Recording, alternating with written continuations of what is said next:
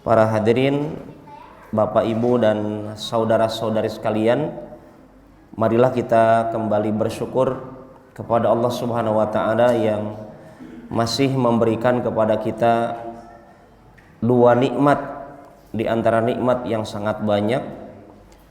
Dua nikmat yang Nabi katakan maghmudun fihi makatsirun minan nas. Kebanyakan manusia dengan dua nikmat ini disia-siakan, yaitu as-sihhatu wal faragh, nikmat sehat, dan al-faragh, mendapatkan waktu luang, kesempatan untuk menanti tibanya adzan Isya sambil kita duduk di rumah Allah ini mengkaji sejarah terbaik, sejarah Nabi Muhammad sallallahu alaihi wasallam. Dan di pertemuan sebelumnya telah kita bahas dan telah memasuki pembahasan kelahiran Nabi, ya. Kelahiran Nabi Muhammad alaihi salatu wassalam telah kita bahas, kemudian kita ikuti alur pembahasan penulis, walaupun sebagaimana kami sampaikan buku yang kita kaji ini kita pandu dengan at-ta'liq, ada catatan-catatan. Karena ada beberapa sejarah, bahkan kami lihat di sini lembaran yang akan kita bahas ini berisi sejarah yang riwayatnya lemah tetapi disampaikan. Maka mari kita lihat mana yang ataupun apa ilmu yang dapat kita petik dari riwayat ini, gitu kan. Termasuk dari kisah ini, yaitu setelah Nabi Muhammad alaihi salatu wassalam dilahirkan, dan kemarin telah kita bahas tahun kelahirannya, kemudian juga sunatannya Nabi disunat, kemudian juga kita bahas kemarin tentang saudara sepersusuannya Nabi Muhammad alaihi assalatu wassalam. Bahkan disebutkan dalam sejarah ini bahwa Nabi juga bukan hanya memiliki saudara sepersusuan tetapi juga saudari sepersusuan. Ya, di antaranya yang disebutkan oleh penulis adalah Hudafah atau Judamah, beda nama, beda huruf, ya. Ada yang mengatakan Hudafah ataupun Judamah bintil Harith, yang lebih dikenal dengan nama Syaima. Ya, Syaima ini adalah saudari sepersusuannya Rasulullah Shallallahu alaihi wasallam. Bahkan ada di antara anak dari pamannya Nabi alaihi salatu wassalam yang masuk kategori saudara sepersusuan Nabi Muhammad alaihi salatu wassalam, yang bernama Abu Sufyan ibnul Harith ibn Abdul Muttalib, ya. Kemudian yang selanjutnya pernah kita bahas kalau tidak salah di pekan kemarin, pamannya Nabi Muhammad alaihi salatu wassalam yang usianya 2 tahun lebih tua dari Nabi. Dan kita tahu namanya paman sama keponakan terkadang selisih, ya. Bahkan kita dapatkan diri kita saja ada yang karena keponakannya menikah kemudian punya anak, otomatis kita menjadi apanya?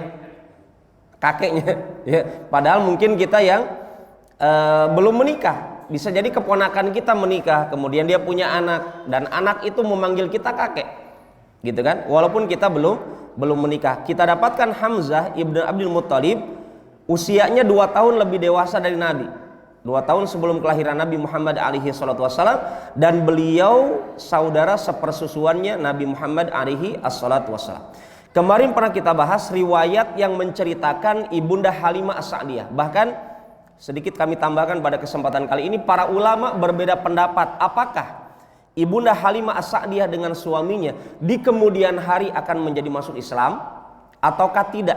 Sebagian ulama mengatakan mereka tidak masuk Islam, sebagian yang lain mengatakan masuk Islam. Di antara ulama yang mengatakan Ibunda Halimah As-Sa'diyah, ibu susunya Nabi, yang menyusui Nabi Muhammad alaihi assalatu wassalam, yang mengatakan beliau akan masuk Islam nantinya ketika Nabi diutus. Dan tolong dibedakan para jamaah, amalan-amalan yang Nabi kerjakan sebelum Nabi diutus dengan amalan-amalan yang Nabi kerjakan atau Nabi ucapkan setelah Nabi diutus. Kita dituntut untuk mengikuti Nabi dengan syariat Islam kapan? Setelah beliau diutus. Kepada siapa? Kepada kita. Kepada jin dan manusia. Maknanya ketika Nabi belum diutus, ada amalan-amalan Nabi, mohon maaf nih, ada di antara umat Islam. Ustaz, anak mau ke Gua Hiro. Siapa yang pernah haji atau umroh itu memaksakan dirinya mendaki. Antum lihat Gua Hiro itu udah kecil di atas, berjalan berapa kilometer ngos-ngosan. Ada nggak di antara jamaah seperti itu? Ada. Dengan alasan Nabi pernah ya bertahanus di situ. Iya, Nabi itu kapan bertahanusnya? Sebelum diutus, hadirin. Sebelum diutus. Ya, Nabi membiasakan dirinya at-tahannus, itu berdiam diri, memutus hubungan dengan makhluk, menyaksikan bagaimana kondisinya makhluk waktu itu. Itu Nabi belum diutus. Dan pertanyaannya, apakah para sahabat Nabi yang di dalamnya ada Abu Bakar As-Siddiq, Umar, Utsman dan Hasan Husain lah, yang Ibn Abbas, Ikrimah, kemudian Ibnu Umar yang anak-anak milenial zaman itu, anak muda, apakah mereka baku kejar tuh ke Gunung Uhud? Kita sprint, siapa duluan? Nggak ada tuh. Maksud saya adalah sejarah ada, terjadi itu. Tapi pertanyaan besarnya, apakah itu menjadi syariat umat Islam? Yang para jamaah tidak sedikit di antara jamaah haji dan umroh memaksakan dirinya, ujung-ujungnya apa? Selfie. Laporan ke Kendari. Di mana itu? Gua Hiro. Gitu ya. Apa yang terjadi? Tidak sedikit dari jamaah haji dan umroh ketinggalan sholat berjamaah. Padahal dia di mana? Di Mekah. Orang sholat di Masjidil Haram, masya Allah, sholat terbaik di situ. 100.000 kali lipat sholat di masjid yang lain. Tiba-tiba antum dalam rangka membela-belain gunung Gua Hiro, meninggalkan sholat berjamaah yang pahalanya sangat besar. Maksud saya adalah, tolong, memang terjadi di zaman Nabi. Tapi faktanya para sahabat tidak itu melanjutkan ketika misalkan Abu Bakar As-Siddiq sebagai khalifah menggantikan Nabi, kemudian ada masalah besar gitu kan, kemudian Nabi pernah itu melihat masalah umat manusia saat itu, Nabi menyendiri di Gua Hiro. Iya, tapi itu belum diutus. Dan buktinya hadirin, setelah Nabi diutus tidak ada lagi cerita nostalgia Gua Hiro. Ada nggak Nabi tahun depannya misalkan dari Madinah ke Mekah misalkan hijrah gitu kan, atau lagi haji itu haji wada gitu kan, kemudian Nabi saya ingin mengenang masa lalu tuh di Gua Hiro. Nggak ada tuh cerita riwayatnya. Nah, ini penting ini ya.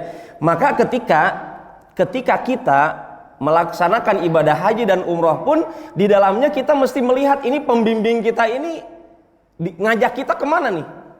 Apakah mengajak kita kepada hal-hal yang memang penting? Artinya memang kalau memang kita mengulang sejarah, silahkan. Oh, ini Gua Hiro, tapi nggak dituntut harus mari kita berangkat ke atas. Akhirnya terlewat banyak keutamaan.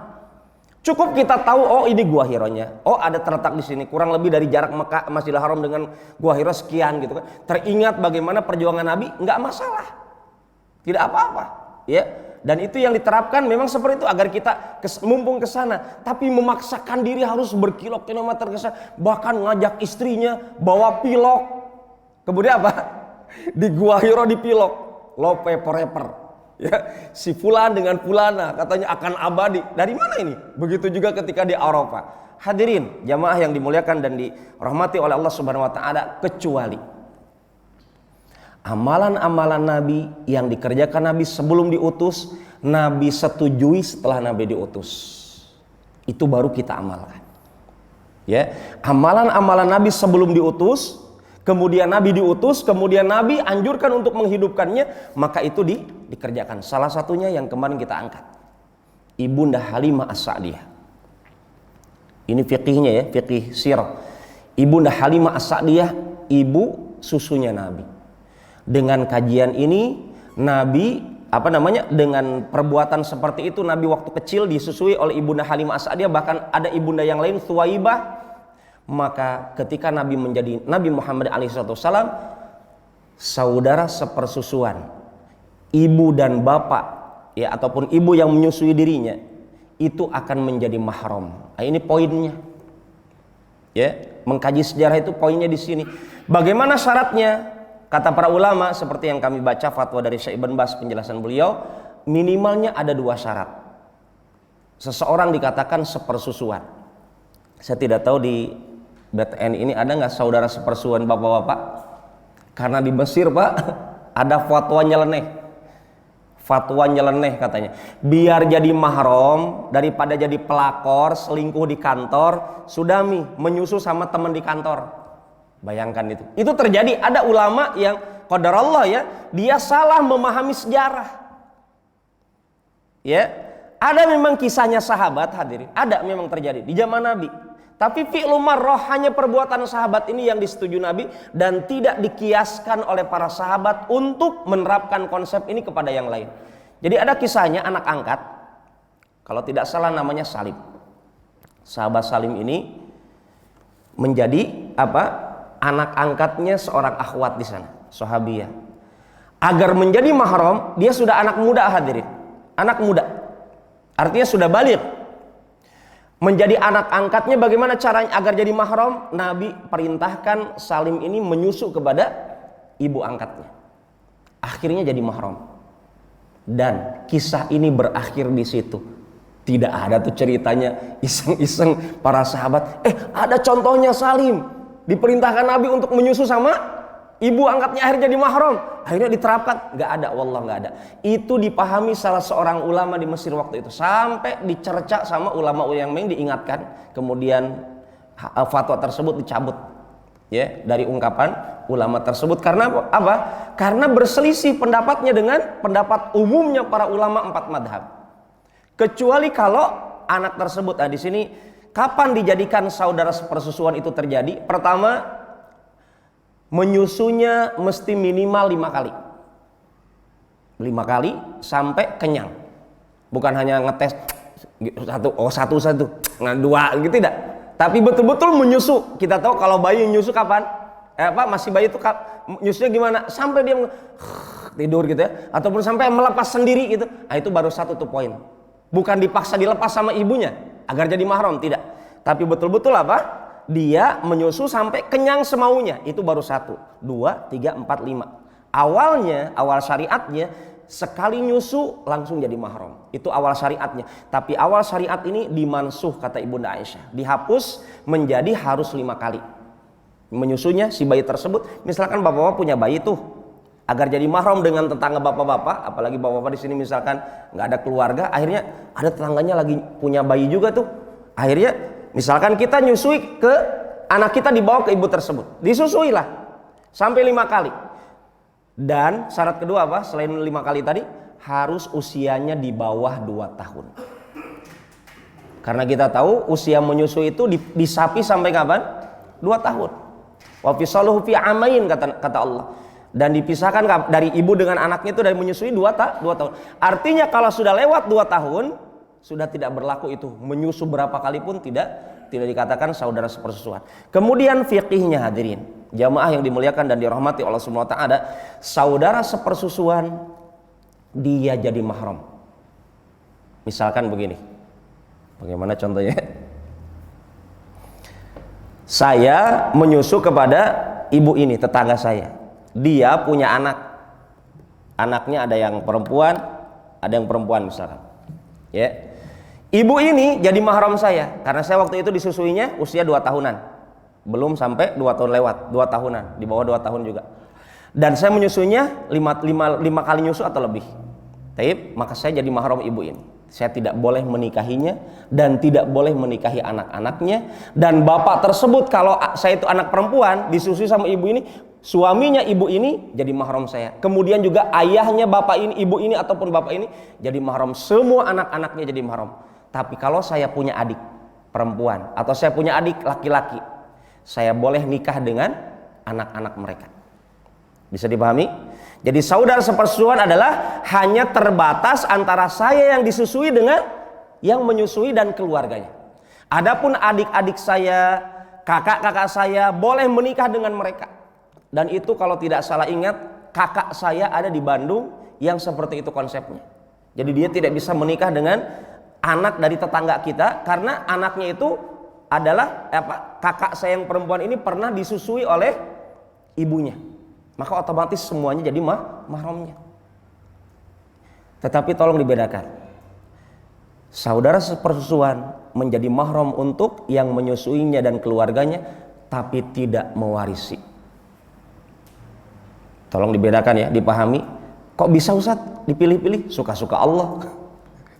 Mana dalilnya Ustadz? Untuk ilmu waris, ilmu mahram itu kan dalam surat An-Nisa ayat 22, 23. Tapi ilmu waris juga dalam surat An-Nisa ayat 12, 13, 14 dan ayat terakhir.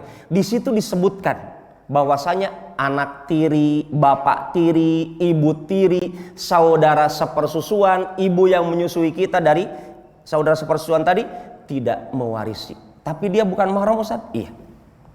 Di situ hikmah dari Allah, ujian agar umat Islam terus belajar Al-Quran. Ya, jangan hanya ngalir begitu saja. Taib, dalam kembali kepada kisah ini, jadi intinya di situ ya faidahnya. Kenapa ada kisah Nabi disusui sama orang lain? Hikmahnya seperti ini. Karena ada kekerabatan. Sampai di suatu ketika Nabi telah menyebarkan Islam dan seterusnya, ada rombongan orang dari kerabatnya Ibunda Halimah As-Sa'diyah datang sama Nabi. Akhirnya Nabi muliakan. Kenapa? Karena Nabi ingat bagaimana saudara sepersusuan dan haknya. Bagaimana ibu yang menyusuinya waktu kecil dan haknya. Di situ dalam Islam masih tidak dilupakan. Ya, ini poin dari kisah Ibunda Halimah As-Sa'diyah menyusui Nabi Muhammad alaihi assalatu wassalam. Adapun kisah yang disebutkan dalam riwayat dalam buku ini, ada kisah Ibunda Halimah yang datang ke Mekah kemarin, kemudian mengambil Nabi menjadi anak, disusui oleh Ibunda Halimah As-Sa'diyah, dengan riwayat yang unik kemarin ketika ada untanya asalnya kurus jadi gemuk, kemudian seterusnya. Ternyata riwayat ini adalah riwayat yang lemah. Tapi poinnya tadi, fikih saudara sepersusuan terjadi, diakui dalam Islam, dan sejarah Nabi disusui oleh Ibunda Halimah As-Sa'diyah betul-betul terjadi. Itu poinnya. Adapun kejadian-kejadian uniknya ternyata riwayatnya adalah lemah. Ada kejadian unik yang benar hadisnya, riwayat Imam Muslim, yaitu ketika beliau diasuh oleh Ibunda Halimah As-Sa'diyah. Disebutkan dalam sejarah ketika Nabi usia waktu itu 4 tahunan. Ya, mungkin usia TK gitu kan. Ketika usia 4 tahunan kemudian Nabi bermain, dan ini hadisnya riwayat Imam Muslim, diceritakan oleh Anas bin Malik, pembantunya Nabi Muhammad alaihi assalatu wassalam. Ketika Nabi sementara bermain, didatangi malaikat Jibril, dan kisah ini terkenal sekali. Ya, Nabi didatangi malaikat Jibril sementara bermain dengan teman-temannya, kemudian malaikat Jibril membelah dadanya Nabi. Dan ini terjadi. Bahkan ilmu kedokteran dengan kisah Nabi ini menerapkan membelah dada. Zaman now ya, kalau zaman sahabat belum pernah kita dapatkan kisah orang dibelah dadanya. Adapun zaman sahabat itu biasanya dianjurkan orang-orang kafir itu untuk minum minuman keras, kemudian diamputasi kakinya dan seterusnya. Tapi para sahabat lebih memilih apa? Sholat sambil diamputasi kakinya. Coba antum terapkan. Siapa yang sanggup dioperasi sambil sholat? Digigit nyamuk saja lagi sholat tarawih kita sudah unjuk, sudah nggak khusyuk itu di antara kita ya. Ada yang seperti itu. Ya, artinya keimanan sahabat demikian. Tapi itu terjadi. Adapun dengan minuman keras, sahabat mengatakan itu haram. Saya tidak mungkin meminta tolong kepada Allah dengan yang diharamkan. Saat Nabi sementara bermain dengan teman-temannya, tiba-tiba ada malaikat Jibril membelah dadanya, kemudian mengambil hatinya, mengeluarkan hatinya. Dalam kondisi Nabi tidak dibius, tidak diapa, semuanya atas kemampuan yang Allah berikan kepada Nabi Muhammad alaihi salatu wassalam. Kemudian dikeluarkan ada alaqah, ada sekerat daging dari Nabi Muhammad SAW. Kemudian kata Jibril, hadza haddus syaitan minka. Wahai Muhammad, ini adalah bagian dari setan dalam dirimu. Itu dikeluarkan oleh Jibril alaihissalam. Kemudian dicuci dalam tempat dari emas yang di dalamnya ada air zam-zam. Dan itu diriwayatkan dalam hadis riwayat Muslim. Kemudian dikembalikan ke dalam dadanya Nabi, hati tersebut yang telah dibersihkan. Kemudian ditutup kembali dadanya oleh Jibril alaihissalam. Subhanallah, Jibril menerapkan operasi saat itu dengan seizin Allah subhanahu wa ta'ala. Kemudian dikembalikan ke tempatnya semula, ditutup sampai teman-temannya datang dengan Ibunda Halimah As-Sa'diyah juga mendatangi. Kemudian teman-temannya mengabarkan kepada Ibunda Halimah, anakmu itu didatangi orang, kayaknya dibunuh, kata teman-temannya. Kemudian Ibunda Halimah As-Sa'diyah mendatanginya dengan mendapatkan wajah Nabi pucat setelah dioperasi, dibelah dadanya oleh malaikat Jibril alaihissalam. Kata Anas bin Malik ini pelayannya Nabi selama 10 tahun di kota Madinah, beliau mengatakan, dan aku menyaksikan bekas belahan dadanya Nabi ketika dibelah oleh Jibril alaihi salam di dadanya Nabi Muhammad alaihi assalatu wassalam. Ini pembelahan dada Nabi ketika masih kecil, bentuk bukti Allah menjaga Nabi Muhammad alaihi assalatu wassalam. Dan hikmahnya apa para jamaah? Intinya badan kita di mana? Hati. Maka Nabi dijaga hatinya oleh Allah agar tidak tercampur dengan keburukan atau bisikan setan. Itulah hikmahnya kita saat ini. Gak ada gunanya tampilan casing kita kalau hatinya na'udzubillah. Itu poin pentingnya dengan kisah ini. Kita tidak bisa menerapkan ini. Ustaz, kalau gitu saya mau belah dada anak saya, dibelah dengan air zam-zam, masih ada sisa hadiah umroh apapun, oleh-oleh. Tidak bisa. Ini kisah khusus untuk Nabi. Dan yang kedua, ketika Nabi akan melaksanakan Isra Mi'raj menghadap Allah di atas langit ketujuh, itu juga Nabi dibelah lagi dadanya oleh Jibril alaihi salam. Dan itu hikmahnya. Bagi kita ya, yang bukan Nabi adalah ternyata Nabi mengatakan, ala inna fil jasadi mudghah idza saluhat saluhat sairul jasad wa idza fasada sairul jasad ala wahyal qalb. Ketahuilah, kata Nabi, di tubuh kita ada sekerat daging. Kalau sekerat daging ini baik, maka seluruh anggota tubuh yang lain akan terdampak kebaikannya. Kalau sekerat daging ini buruk, maka terkena juga dampak keburukannya. Ketahuilah sekerat daging itu adalah hati. Makanya Nabi, kata sahabat Abdullah ibn Abbas, di rumahnya Nabi banyak sekali Nabi mengatakan, Allahumma ya muqallibal qulub tsabbit qalbi ala dinik. Ya Allah yang membulak-balikan hati, ya Allah yang membulak-balikan hati, tetapkan hati kami di atas agamamu. Karena intinya di hati para jamaah. Ya, dan itulah yang membedakan mana orang beriman dengan mana orang munafik. Orang beriman sholat, orang munafik sholat enggak? Sholat. Orang beriman saum, orang munafik saum. Orang beriman haji, orang munafik banyak yang haji. Orang beriman sedekah, orang munafik juga ada yang sedekah. Tapi ketika ditanya orang beriman bagaimana hatinya, berbeda dengan orang munafik.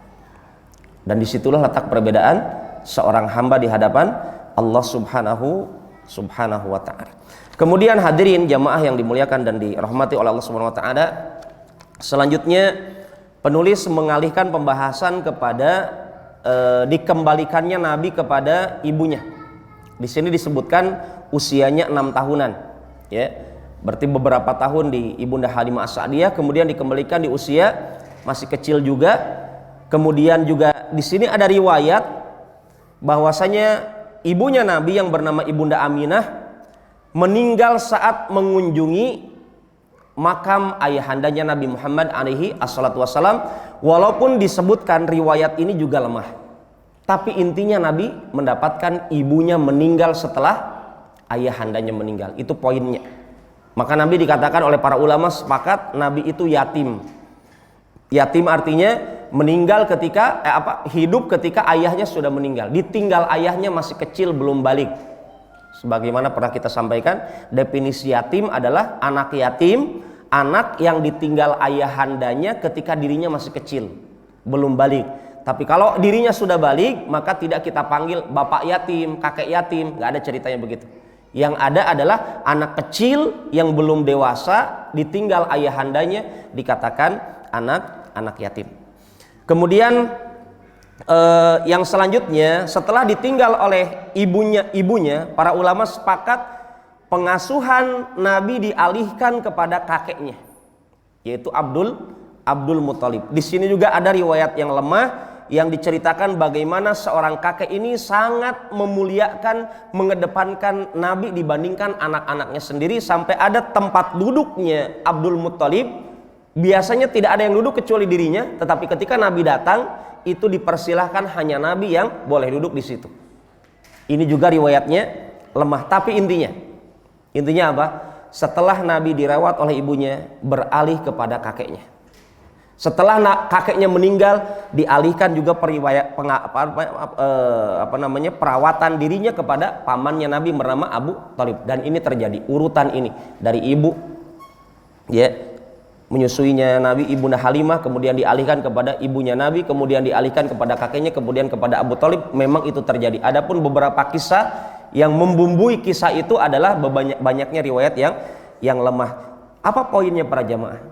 Bagi kita, tolong, bagi kita yang punya kerabat ditinggal keluarganya, orang tuanya, jangan, ini pesan aneh sebagai ustadz, jangan langsung dipikirkan ke panti-panti asuhan. Wallah, apalagi ada di antara anak saat ini yang merasa, mohon maaf ya, bosan mengurus orang tuanya, yang dipikirkan ke panti-panti jompo. Wallah, di zaman para sahabat, tabi'in, tabi'ut tabi'in, istilah panti jompo nggak ada tuh ceritanya. Ya, walaupun orang-orang dirawat sama tetangganya dan seterusnya ada, tetapi menjadikan panti jompo menjadi lokalisasi orang tua yang, subhanallah, saat ini anak-anak yang nggak mau merawat orang tuanya, langsung pikirannya, Pak, bayar berapa saya siap, pokoknya saya tidak mau merawat orang tua saya titipkan di sana. Wallah ikhwan, masa-masa terindah seorang anak adalah dengan orang tuanya kapan? Terakhir kali. Bukankah antum tahu, kita tahu hadis Nabi, al-umur bil khawatim, urusan hidup kita dilihat ujungnya. Mungkin semasa kita masih kecil, masa muda, awal menikah, orang tua masih hidup, menyaksikan anak-anak kita banyak tambah gitu kan, suksesnya hidup kita, mungkin kita banyak menelantarkan hak mereka. Maka ketika kita sadari hal itu, jangan sia-siakan ketika usianya di masa tua. Malah banyak di antara anak-anak kaum muslimin saat ini yang merasa sukses hidupnya di kantor, gajinya, jabatannya, lupa dengan orang tuanya. Padahal hak orang tua, mohon maaf ini kepada bapak-bapak ya, bapak-bapak, para pemuda, kaum laki-laki khusus, tidak ada ceritanya haknya orang tua terputus setelah kita menikah. Khususnya bapak-bapak ya, laki-laki. Berbakti kepada orang tua didahulukan dibandingkan berbakti kepada siapa? Istri kita. Mentaati orang tua kita dahulukan dibandingkan mentaati istri kita. Sebaliknya, kalau perempuan sudah menikah, kewajiban dirinya mentaati siapa? Ulama sepakat, Imam Ibnu Taimiyah dan yang lainnya mengatakan, seorang wanita setelah menikah, kewajiban ketaatan pertama kali bukan lagi sama orang tuanya, tetapi kepada suaminya. Beda konsepnya. Tapi kalau seorang laki-laki sudah menikah, tetap pikirkan orang tuanya di kampung. Wajib kita menafkahi mereka, Ustaz, wajib. Ya, kalau kita punya kemampuan lebih dari harta kita untuk anak istri kita, kewajiban primer kita, jangan lupakan mereka. Mentang-mentang kita, tenang Ustaz, orang tua saya nggak minta ji. Orang tua saya nggak pernah ngebel. Justru hadirin, kebanyakan orang tua itu pandai berbohong kepada siapa? Anaknya. Itu kalau orang tua ditanya, Pak, Bu, mau minta apa? Beliau, enggak Jina. Padahal itu sebenarnya butuh. Cuma mereka apa? Hanya kamu plus saja. Dan ini hikmah dari mengkaji hal ini, bagaimana Nabi diurus oleh kerabatnya setelah wafatnya ibu dan ayahanda Nabi Muhammad alaihi assalatu wassalam. Kemudian hadirin jamaah yang dimuliakan dan dirahmati oleh Allah Subhanahu wa taala, beralih penulis kepada kisahnya Buhairah Ar-Rahib. Ya, Nabi Muhammad alaihi assalatu wassalam di usia sekitar 12 tahunan, Nabi Muhammad alaihi assalatu wassalam mengadakan rihlah tijariyah, berdagang dengan pamannya Abu Thalib ke negeri Syam. Ya, dengan pamannya Abu Thalib ke negeri Syam, ke daerah Palestina. Sampai beliau sampai di negeri Busra, di negeri Syam ini. Kemudian Nabi Muhammad alaihi salatu wasallam disaksikan seorang rahib, ya, pendeta, ahli ibadahnya orang Nasrani atau ahlul kitab, menyaksikan ada tanda-tanda kenabian dalam tubuhnya Nabi Muhammad alaihi salatu wasallam, sampai dikatakan kepada Abu Thalib, hada sayyidul alamin. Ini adalah penghulunya makhluk semesta alam. Hada Rasul Rabbil Alamin. Ini adalah utusan dari Allah untuk alam semesta. Karena orang-orang Yahudi Nasrani telah dikabarkan jauh-jauh hari oleh Nabi Isa dengan Nabi Musa alaihissalam dalam Taurat dan Injil. Ya, bahwasanya akan ada nabi yang datang setelah aku mim ba'di, kata Nabi Isa, ismuhu Ahmad. Setelah aku namanya Ahmad. Ahmad dengan Muhammad artinya sama. Apa itu? Terpuji. Ana punya Injil Barnabas di rumah, tapi tidak diakui oleh orang Nasrani. Itu disebutkan bahwa, dan memang kalau ana pelajari, ana baca Injil tersebut, banyak hal-hal yang syariatnya dalam kitab tersebut sama dengan Al-Quran. Salah satunya diharamkan babi, diharamkan minum-minuman keras, disebutkan di situ. Kemudian dikabarkan dalam kitab tersebut akan adanya seorang nabi yang namanya admirable. Kalau diterjemahkan dengan bahasa Indonesia adalah yang terpuji. Kalau diarabkan adalah Ahmad atau Muhammad. Dan itu dikabarkan oleh Nabi Isa alaihissalam dalam kitab Taurat, dalam kitab Injil, dan Allah abadikan dalam Al-Quran surat As-Saff tentang berita hal tersebut. Ya, maka hal ini rahib tersebut mengetahui tanda-tanda tersebut, maka dikabarkan kepada Abu Thalib dan tokoh-tokoh orang Quraisy tentang hal ini, bahwasanya kalau ini diketahui oleh orang-orang Yahudi, dipastikan Nabi Muhammad akan dibunuh. Dan sebagaimana nanti terjadi, Nabi di kota Madinah berkali-kali Nabi ingin dibunuh oleh orang-orang Yahudi. Ya, sebagaimana orang Yahudi berani ingin mengejar membunuh Nabi Isa alaihissalam. Bahkan Imam Ibnu Qayyim mengatakan orang Yahudi itu Allah sebutkan dalam Al-Quran, wa yaqtulunal anbiya bighairil haq, membunuh para nabi tanpa alasan. Disebutkan kata Imam Ibnu Qayyim, ada yang menyebutkan dalam sejarah bahwa orang Yahudi itu sehari membunuh Nabi 70. Wallahu ta'ala alam riwayatnya bagaimana. Membunuh Nabi dalam satu hari 70, itu Nabi dibantai dalam satu hari begitu. Nggak tahu besok harinya bagaimana, karena para Nabi sangat banyak, yang wajib diketahui hanya 25 orang saja. Setiap hari membunuh 70-an orang, kemudian setelah membunuh merasa tidak ada salah, ngobrol biasa lagi, senyum-senyum di pasar. Itu kata para ulama. Itu kebiasaan orang siapa? Orang Yahudi. Maka kalau kita saksikan saat ini, orang Yahudi di Palestina membantai umat Islam, nginjak-nginjak ibu-ibu, nendang-nendang ibu yang hamil, dan seterusnya. Umat Islam lagi sholat dibantai seterusnya, dilempari petasan. Lagi sholat sholat Idul Fitri atau sholat Tarawih dan seterusnya di bulan Ramadan. Itu kita katakan jangan heran.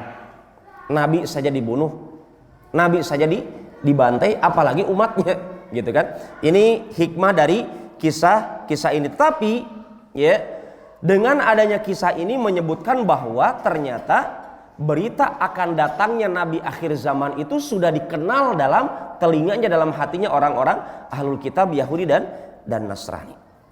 Kemudian yang selanjutnya diceritakan Nabi Muhammad alaihi salatu wasalam ketika masih kecilnya, ini jadi masanya Nabi belum diutus ya.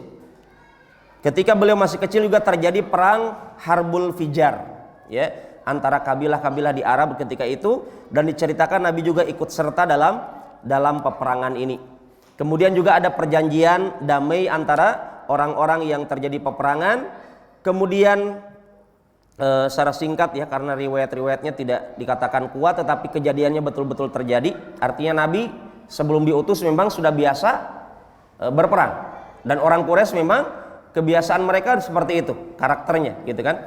Kemudian, dan kalau tidak salah dengar dari Bapak siapa dulu tuh, TNI ya, Indonesia ini hampir semua provinsinya pasti punya senjata khusus. Artinya orang Indonesia memang ahli berperang juga gitu ya. Bukan orang-orang pengecut sebagaimana orang-orang Yaman saat ini. Kita dapatkan ustadz-ustadz kita yang berangkat ke Yaman, biasanya orang Yaman tuh bawa senjata khusus di sarungnya gitu, kemana-mana jalan biasa, itu sudah biasa gitu, dan itu dilegalkan di sana. Gak tahu kalau di Indonesia ya, tetapi kita dapatkan itu adalah membuktikan ya, kita adalah keturunan orang-orang pejuang, termasuk sebagaimana kisahnya sosok Nabi dengan kaumnya di kota Makkah al-Mukarramah.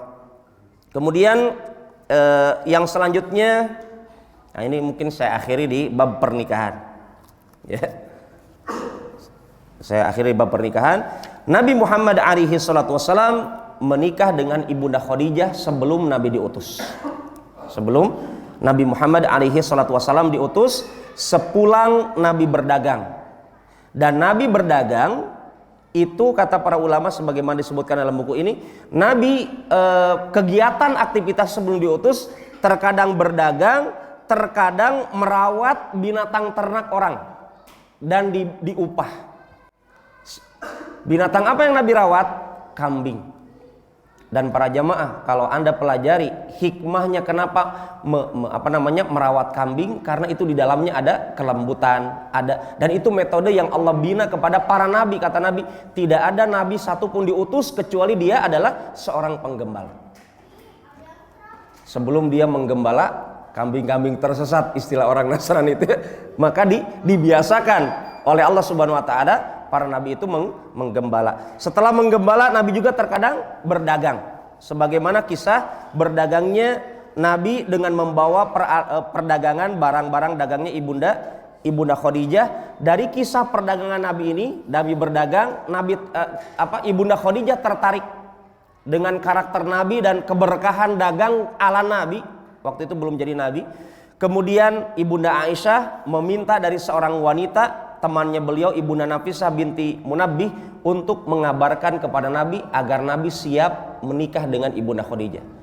Ini fikih tentang apa? Seorang akhwat boleh menawarkan dirinya. Tapi yang terhormat ya, bukan di Facebook.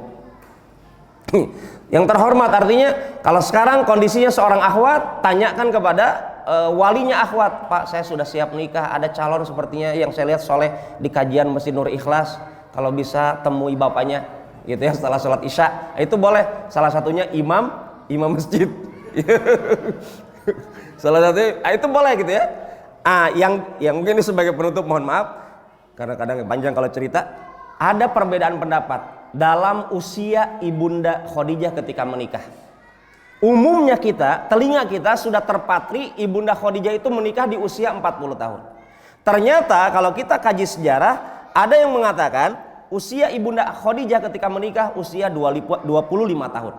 Ada yang mengatakan 28, 25, 28, 35, 40, 50, 56. Dan sebagian ulama mengatakan semuanya hadisnya lemah. Tetapi sebagian mengatakan usia yang 25 atau 20 tahun, 28 tahun atau 35 tahunan, itu katanya riwayatnya sahih.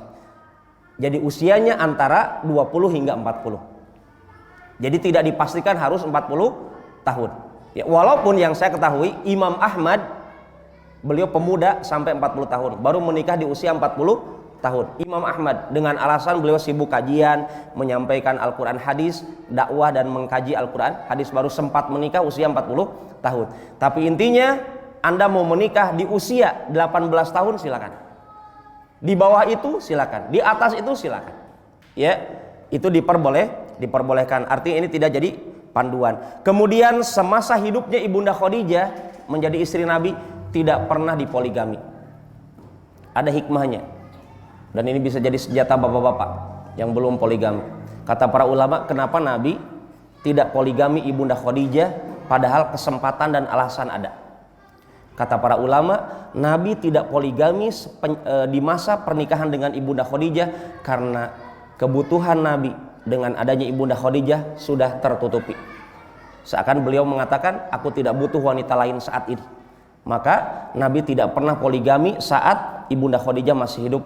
Setelah beliau meninggal dunia radhiyallahu anha wa ardaha, baru Nabi menikah dengan Ibunda Saudah, Ibunda Aisyah, dan terus Nabi poligami sampai sekitar jumlah berapa? 11 istri. Adapun bapak-bapak maksimal istrinya 4. Ya, demikian kajian kita di kesempatan kali ini, semoga ada manfaatnya. Kurang lebihnya saya mohon maaf. Sepertinya tadi sudah ada sinyal adzan Isya. Mau ditutup atau bagaimana? Cukup? Ada yang ditanyakan? Tidak ada? Sudah masuk? Pak Jajat dan kawan-kawan sudah masuk adzan? Sudah masuk adzan. Oh, taib.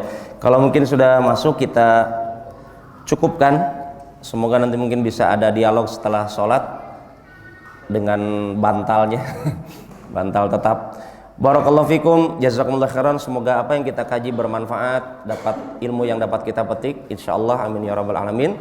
Kurang lebihnya saya mohon maaf. Subhanakallahumma wa bihamdik, asyhadu an la ilaha illa anta, astaghfiruka wa atubu ilaik. Assalamualaikum warahmatullahi wabarakatuh.